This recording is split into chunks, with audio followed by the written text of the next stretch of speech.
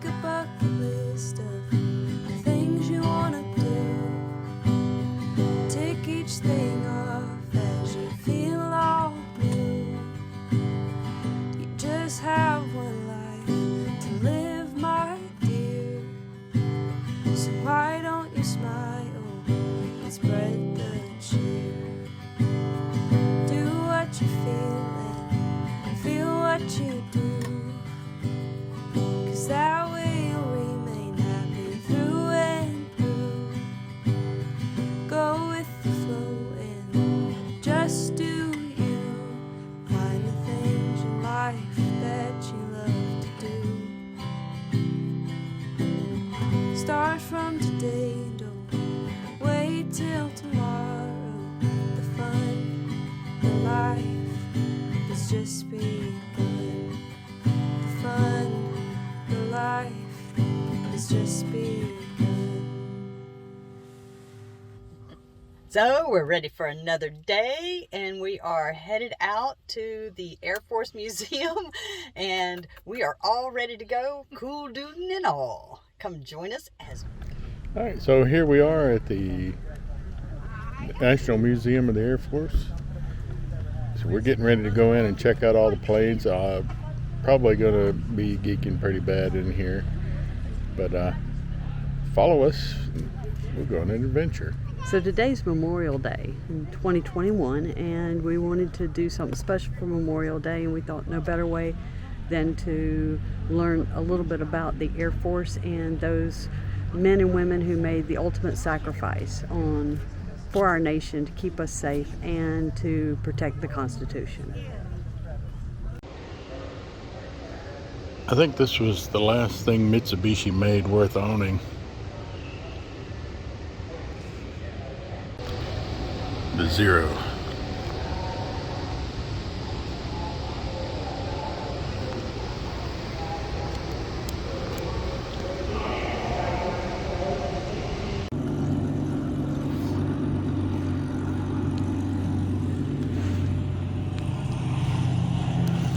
The Hawker Hurricane.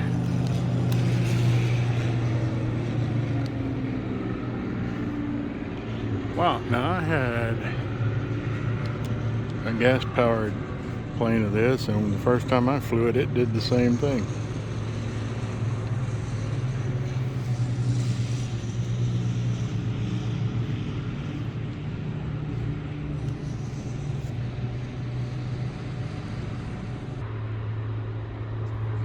Okay, and make fun of my cartoon tires now.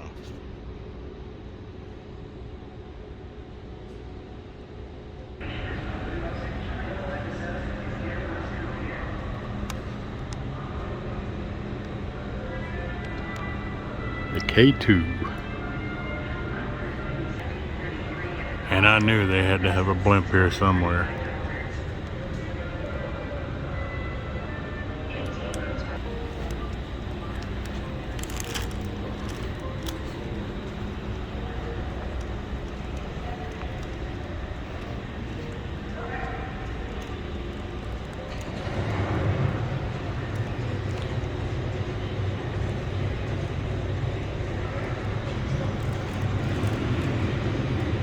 T1.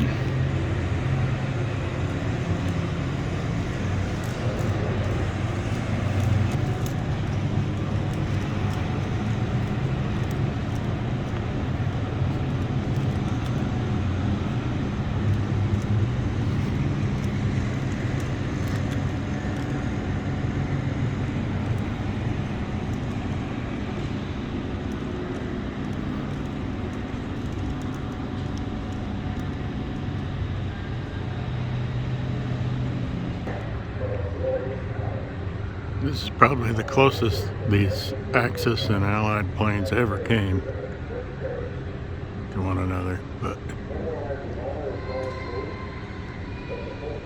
interesting history.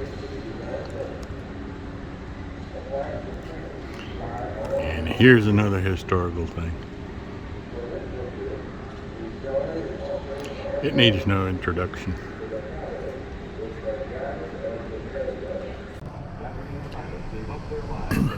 Japanese suicide rocket plane trainer. And a night fighter, B-61C. It had radar, so using radar could fly along at night, perform night operations.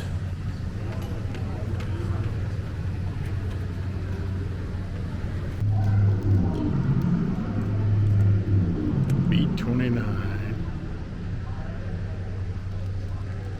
Boxcar.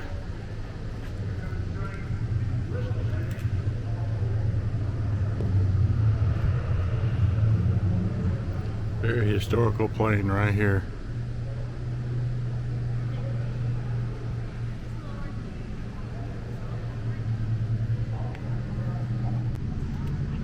I've actually been in one of these with two of my grandsons. They were with me.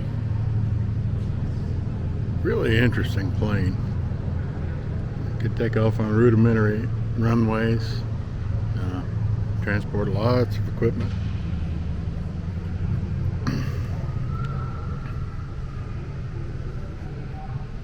Really interesting history on these things. The C-46 was one of the few aircraft capable of flying over the mountains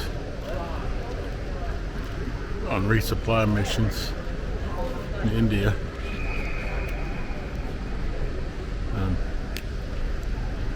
Quite an unusual configuration on the nose and everything.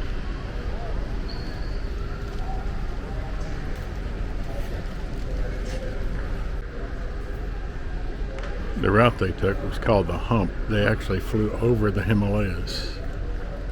And probably these planes are not really very well known, but it was one of my favorites whenever I was studying World War II.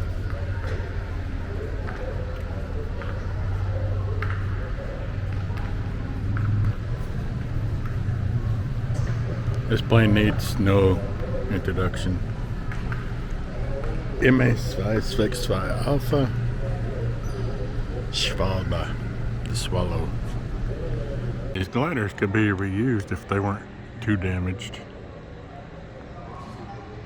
and save material.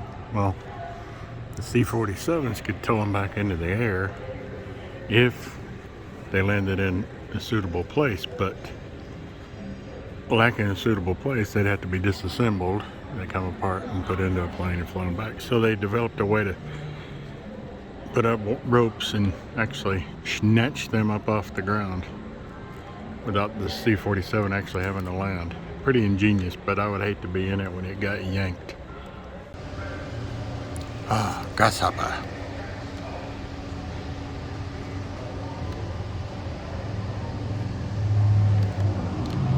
Honk!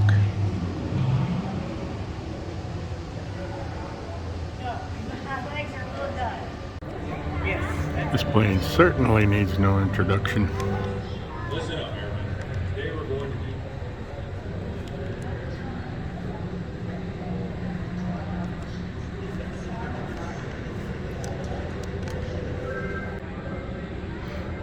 The P-38,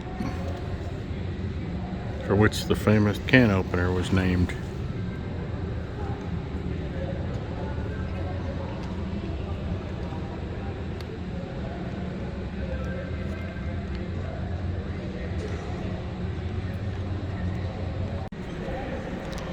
Gliders. And the plane that would pull them up.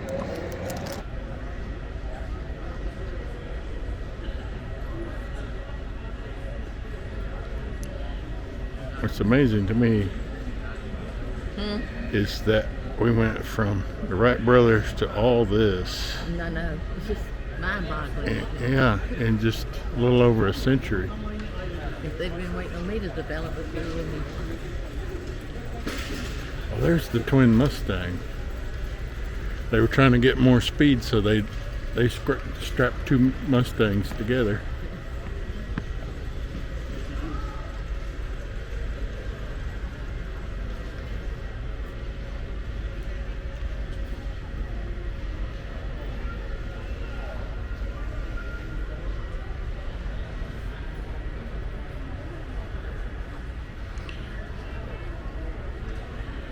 Alright, B36 Peacemaker.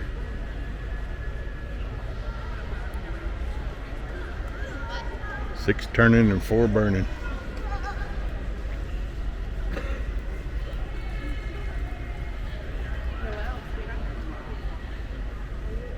Made to carry these Mark 17s.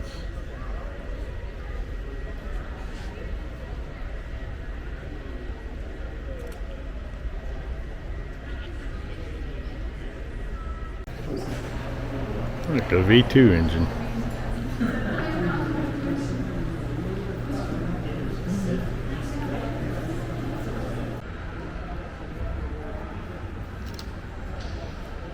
C-130. A real workhorse.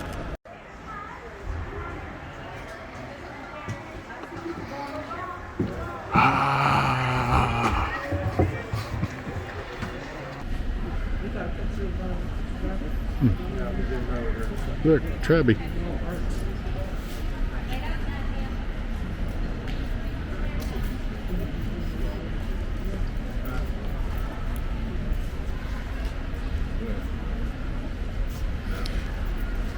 I got to actually drive one of these. I wanted to buy one, but Anna wouldn't let me. It was only $100. It's basically just plastic coated wool. And very dangerous. Alright. This looks like a Stiletto Heel. And that's exactly what it's called. The Stiletto, not heel. This is the only one. It's made out of titanium.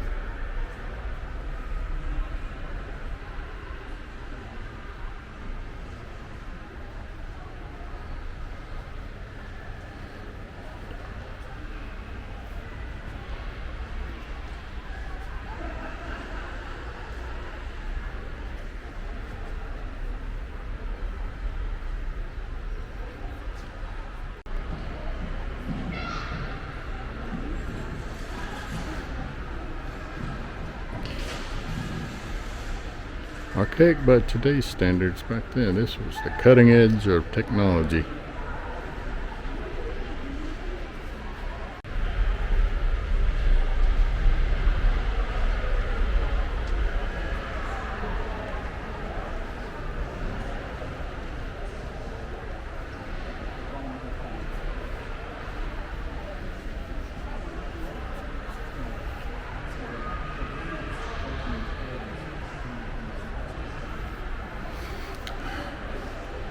An early cruise missile prototype, the X-10.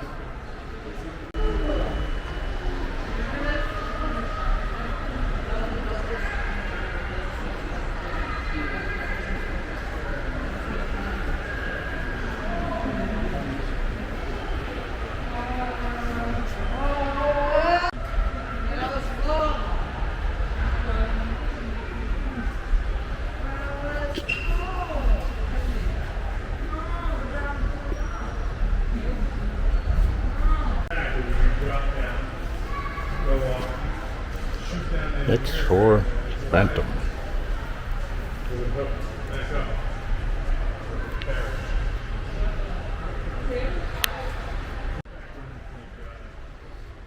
This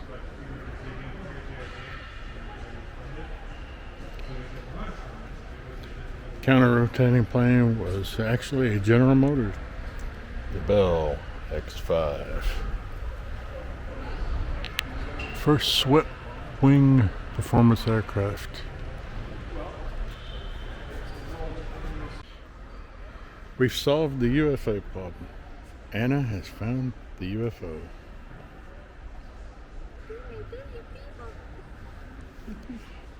I wish they'd come back and get all their idiots and take them back.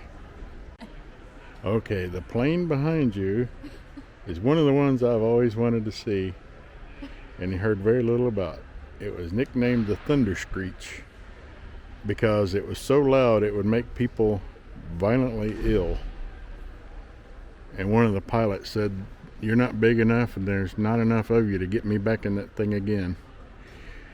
They could be heard up to 30 miles away because the tips, the yellow parts of these propellers here, were going past the speed of sound, and they were creating constant sonic booms that would make the crew sick. And it was just a horrible vibration problem all the way down the fuselage. And yeah, they wanted the performance of a jet with the instant thrust of a prop plane, but they failed.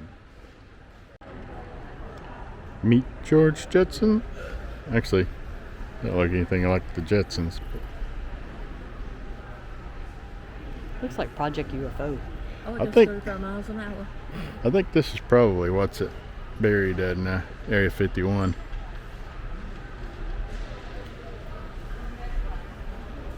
If I had to go. Look, a flying narwhal.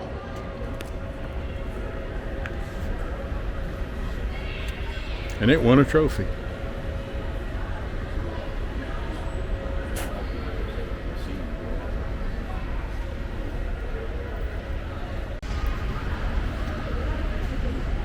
Cluster bombs.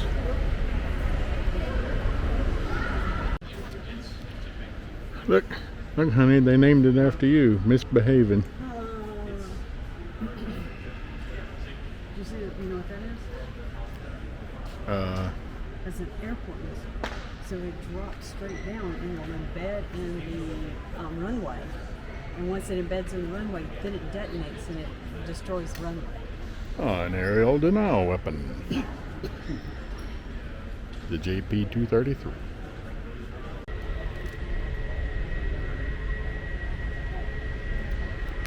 Got to start somewhere, and the Snark is such a story. Kind of developed cruise missiles, unmanned missiles for the Cold War. They had to develop the technologies, and since they didn't have satellites, they had to use astral navigation. The waters outside the test launch facility were known as snark-infested waters because they were somewhat of a dud, actually. But you got to start somewhere. Even though they did get them to fly fairly well, they're just infant technology. Come back here, camera.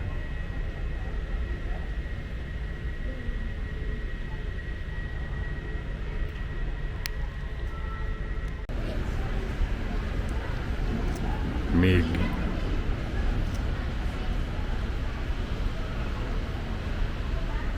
Strong like bull. Here's one of the most intriguing planes I've ever studied.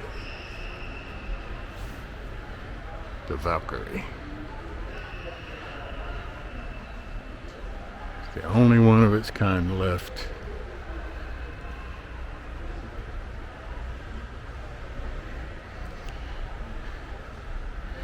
Fuselage looks wrinkly, but due to aerodynamic drag it would actually grow and stretch.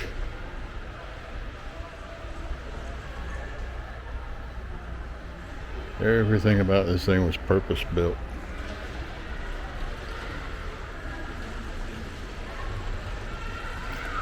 XB-70.